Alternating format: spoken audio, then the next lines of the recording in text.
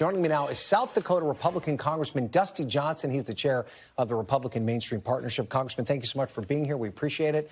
So I know Republicans in Congress are very focused on the reconciliation bills. I know there's a lot of Donald Trump's agenda that you want to take care of with that package, whether it be one or two packages, tax cuts and spending cuts. But you do have to fund the government, and that has to happen by March 14th. And we need to remind our viewers, those are two completely different processes. What you do with reconciliation is separate from what you do with the appropriations process. What are you guys doing right now to make sure the government doesn't run out of money on March 14th?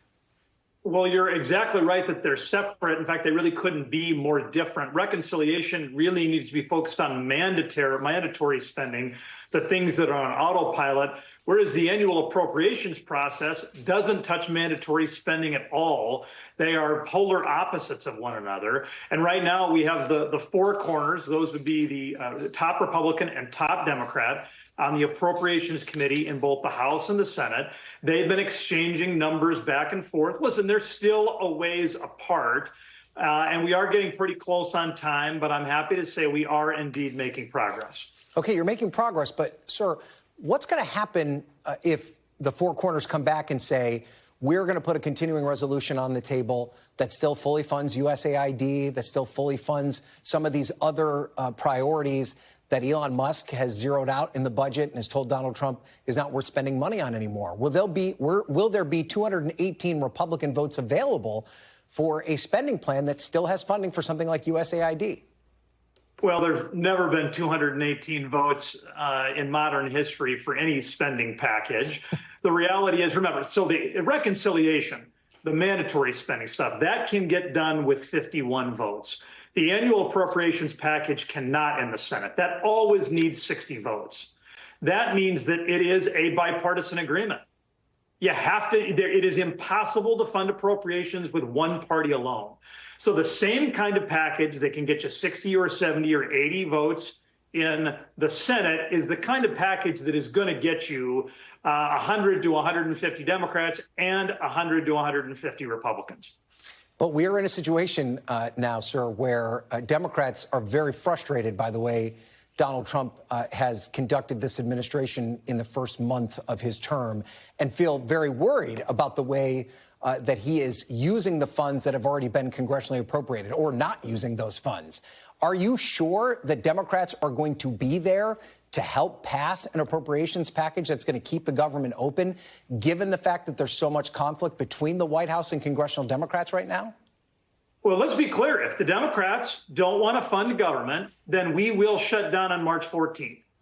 There is not a single thing that Republicans can do on their own to fund government. Again, you need 60 votes in the Senate.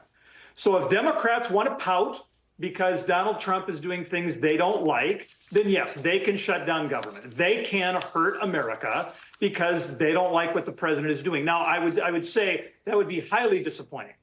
When President Joe Biden unilaterally forgave $800 billion of student loans, an act that he had acknowledged was clearly unconstitutional just a few weeks beforehand, I didn't pout. Republicans didn't conspire to shut down the government and hurt 350 million Americans because Joe Biden acted unconstitutionally. Instead, we acted like big boys and big girls. We took him to court and we beat him in court. But do you think it makes sense to pass a budget that, for instance, would still fully fund USAID, given how the administration has handled the current appropriation for USAID? Whatever passes in this appropriations package is going to have some Democrat priorities and some Republican priorities. Now, it's clearly going to have some more Republican priorities because Republicans have the House and the Senate and the White House. But we will not be able to secure 10 or 20 or 30 Democratic senators' votes for a budget that has a zero number at USAID. So whether it's a full year appropriations package or a 1-month CR to allow us to finish our work, there's really not any scenario under which Republicans get every single thing we like. That's too bad, but that's the political reality. Do you think the Speaker understands that? Do you think some of your Republican colleagues understand? I mean, I talked to Chip Roy about this last week, and he suggested that you should put a continuing resolution on the table that zeroes out USAID. I mean, will there be a majority of Republicans that support the idea of an appropriations package that fully funds USAID?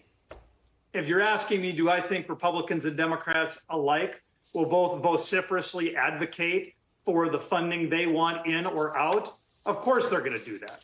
I mean, Chip Roy's a smart guy. He understands that kind of rhetoric pushes down, applies downward pressure to funding in some of those areas. You're going to have folks on the Democratic side who are talking about how we need to spend 2 or 3 times what we spent in recent years. The reality is we're $2 trillion upside down every year. If we don't start to take some serious activity to curtail this budget deficit, insolvency looms. Within the decade for both Medicare and Social Security. Whatever we do with the appropriations package needs to acknowledge that real work is needed. Okay. All right. We'll have to see what happens here. You got about less than 4 weeks to get that done. It sounds like it might be a bit of a challenge, sir. But let's turn now to the situation overseas in Saudi Arabia in particular, where the Trump administration and their team going to talk with Russia about ending the war in Ukraine.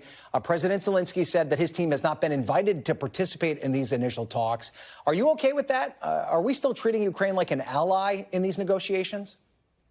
At some point, if we get to a final deal, yes, of course, the Ukrainians need to have a seat at the table. This is their country.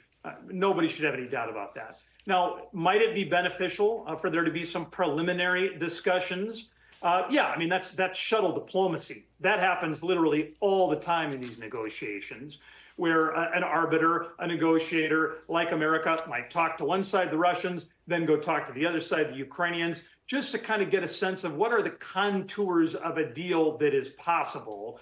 So am I that concerned that they're not at the table today? No. Over the longer analysis, of course, we do want Ukraine involved. Now, President Zelensky told my colleague Kristen Welker over the weekend that any peace negotiation ultimately has to involve an assurance of security for Ukraine. And that means that the U.S. needs to be there to support Ukraine in their security after a peace deal is signed. Do you still believe that Donald Trump will support Ukraine? And that means financially with weapons and arms to make sure that any sort of peace deal is lasting and that Ukraine is protected?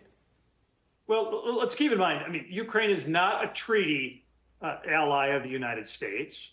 It's not a member of NATO. We have no legal obligation to come to their defense when they're attacked. Now, that being said, of course, territorial sovereignty matters. Of course, countries should not be invaded.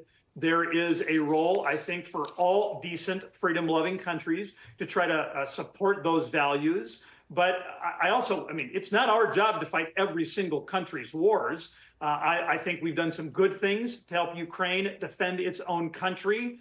But Zelensky is simply not going to be able to put conditions on America with how this peace, which is desperately needed, how it unfolds. All right, last question for you, sir. I want to put up a social media post from President Trump over the weekend. It says, quote, "He who saves his country does not violate any law." What's your reaction to that? Does that language concern you at all? I don't know exactly what the president was saying when he meant that. Of course, we're a country that values the rule of law. And just even a few days ago, President Trump, I think very appropriately, said, of course, he's going to obey court decisions that come down. If he doesn't agree with them, he'll appeal them. That's his right. But I think in his statements throughout the week, he clearly made it clear that he understands the power of being a nation where the rule of law trumps any political agenda. All right. Congressman Dusty Johnson, we packed in a lot there, sir. I appreciate it. Thank you so much for being here. Thanks much. Thanks for watching. Stay updated about breaking news and top stories on the NBC News app or follow us on social media.